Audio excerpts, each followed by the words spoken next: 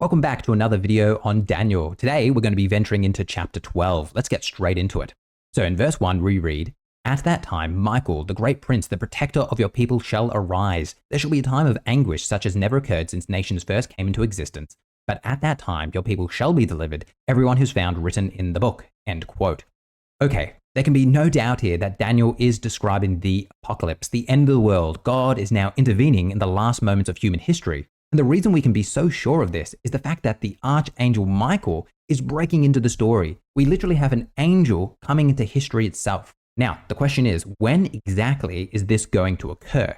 Well, the text tells us that it occurs, quote, "at that time." Well, when exactly is that referring to? Well, this is where we have to realize that the chapter division between chapter 11 and chapter 12 in the book of Daniel is totally artificial. It really shouldn't be there at all. So we're going to bring up the last few verses of chapter 11, and we're just going to see them all as a totality here, because this is how we should really view it. We're not going to read the whole thing again, but it's really important for you to know that we should read this straight through. Don't stop at chapter 12 and think something totally new is happening. It's not. It's following straight on. Okay, well, back in verse 40 of chapter 11, we're told at the time of the end. So the reference to "at that time" is referring back to that exact phrase in verse 40. Which tells us that we're dealing with the end of time. In other words, the apocalypse. All right, let's keep on reading verse 40 here. It says, "At the time of the end, the king of the south shall attack him," end quote. So this is referring to the 7th Syrian War, which hopefully you remember never actually took place. Can I then direct your attention down to verse 45 here, which says that he, Antiochus IV, shall pitch his palatial tents between the sea and the beautiful holy mountain, yet he shall come to his end with no one to help him, end quote. So this is referring to the death of Antiochus IV, and he dies in Israel according to the book of Daniel, which again, hopefully you remember, didn't actually occur. But hopefully now you can see what's happening. What we have is the 7th Syrian War, Antiochus IV dies, and then at that time, Michael, the great prince, will present himself. So in other words, this is the timeline that Daniel is providing us. First we have the 7th Syrian War, then Antiochus dies, and then Michael appears. This is the timeline that we should all be visualizing when we're reading Daniel chapter 11 and 12. And the reason why we can't avoid this conclusion is because in verse 1 of chapter 12, we are told that Michael appears at that time. He's not referring to something in the far distant future. He's talking about the events that he's witnessing in his day. As Golden Gate writes, "At that time," the phrase again indicates continuity with what precedes and excludes the idea that the seer is moving to some far future moment, end quote. This is really important because many modern interpreters are going to want to push these events of Michael appearing to the far distant future, distant from us. This is something that's going to happen at the end of time from our perspective. That's not what Daniel is saying. Daniel is saying that the end of the world is going to happen soon after the death of Antiochus. Again, we'll talk more about that soon, but that should cause us some alarm. Let's now read what Hartman writes. He says, in 12.1, the twice repeated phrase, "at that time," though it is one of the usual eschatological phrases, refers to the time of the miserable death of Antiochus IV, and not to some distant time in the future. He continues, "To be sure, the sacred author most likely was of the opinion that the definitive intervention of God would take place when Antiochus had received his due recompense," end quote. Again, Hartman is telling us that Daniel believes that God is going to intervene in history in the 2nd century BC. Let's now keep on reading verse 1 and break this down a little bit more.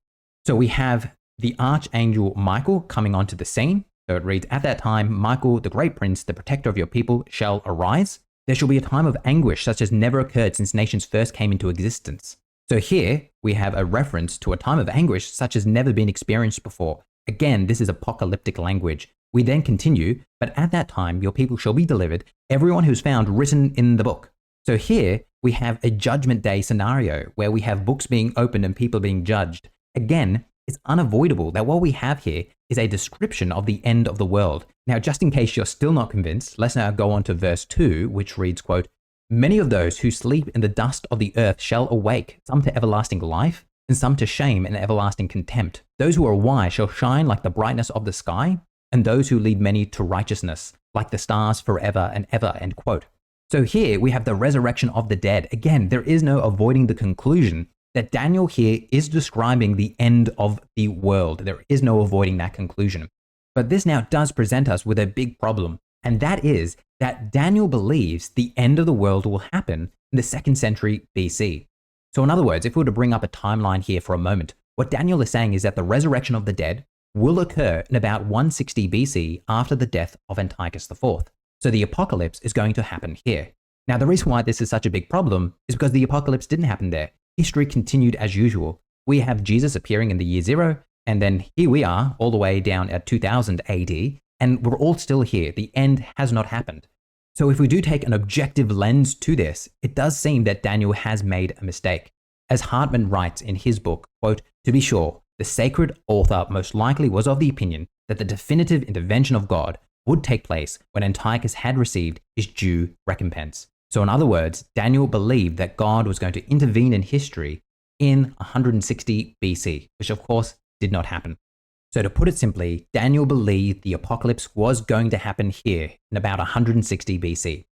Now, I know that for many of my viewers, this is going to be a little bit controversial. So let's just discuss it in the comment section below. Leave your thoughts. Let's have a chat. If you've enjoyed this video, please consider becoming a patron. Click the link in the description below and you can become a patron today. If you do so, you are going to receive additional content. For example, I'm going to extend this video a bit longer for patrons, and we're going to talk about 2 things. The first of which is this incorrect view that many people have, which is that the Antichrist is gay. And they actually get that from a misreading of Daniel 11. So we're going to be breaking that down. It's going to be really fascinating to show how this is incorrect. And we're also going to be looking at the way that Martin Luther broke down this view as well. So very interesting stuff, only for patrons. So please consider becoming a patron. If you're not in a position to give, can I please encourage you to click that like button, leave a comment, and subscribe. If you do these things, it really does help the channel to grow. Thank you for watching until the end, and I'll see you in the next one.